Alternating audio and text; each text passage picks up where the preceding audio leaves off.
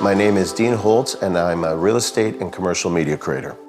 I'm actually in my 19th year, so I started 18 years ago this January that just passed. So all things media, really creating for real estate and then commercial, I use that word, but really businesses, small and medium-sized local businesses that want media to showcase what they do, what they provide, services, products. But the number one thing I do is real estate. So in that context, it's to go in and photograph and or film a home that is for sale. Well, the main way I market myself is through social media, so Facebook, Instagram. I've used X. I don't use that as much right now. I use LinkedIn, which is huge because my client is a business owner. So I'm not really trying to advertise to everybody and anybody. It's specifically people who own businesses and even very specifically real estate agents. So LinkedIn is really big for that. I have a blog on my website and using Google Ads and this sort of thing. But online is the biggest thing. I do have a bench sign that I advertise with that, but I don't do much beyond that in the way of general advertising. Most of it is targeted and most of that is online. So my rhythm is such that I have to finish the work from the day before. So when I shoot one day, I send off the product to my editors. They do the editing, send it back to me, and then I'm going to take a look at it, make sure I'm happy with it, because I'm the face to the client, to the real estate agent, for example. So if I feel there's little tweaks, I just call it finishing editing. I'm going to do that the next morning. Then I send it off to my clients. So I typically book my shoots from about noon until about dinner time. Now, if I'm doing media for a business that's not real estate, those are the prime business hours. So sometimes I need to do morning, weekends, or evening. So I could work anytime, but a typical day, that's my rhythm. It's become very competitive. Sarnia was kind of unto itself when I started 18 years ago. No one else was doing it. If you did a Google search for real estate media creator or photographer, nobody came up. And so I really kind of paved the way for that.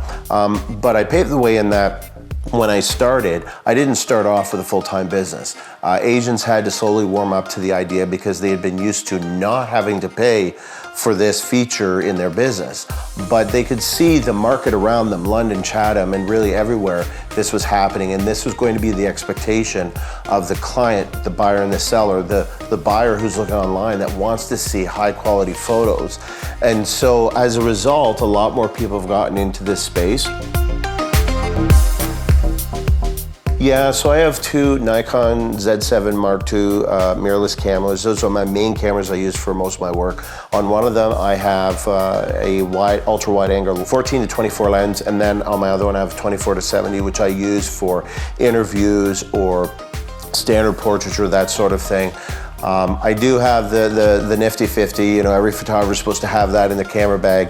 I don't use it for my business a whole lot, other than maybe some portraiture when I want to get that beautiful blown out background, nice milky smooth bokeh. But those two lenses are the main thing I have. And then I also have a Canon camera, a 6D that I use specifically for my virtual tours. That's got a fisheye lens because the production company for that requires a fisheye lens to be used. I have two drones that I use for all my aerial work. So that's the main on-site equipment that I'm using. Oh, they've definitely affected it. So 2025, it started really good. The first 3 quarters of the year were good, but the last quarter, the economy went down and the real estate market with it. And this is Canada-wide. I have a subscription, so I get emails every day from Real Estate Magazine and gives updates. And they said that as a result of that, I think 2025 finished about 16% lower in the real estate industry Canada-wide than the year before. Well, when over 90% of my business is real estate, as that industry goes, so do I. So it has been lower, but I've never had a bad year, even when years have gone down on the heels of COVID, when everything was crazy and houses were just flying off the market and I was super busy. Even on the heels of that, when things started to slow down in 2022, it was still a good year. It wasn't as good. 2023 was a little lower, but then it bounced back up for 2025. And this year is starting off decently, so I think it's going to be a good year as well.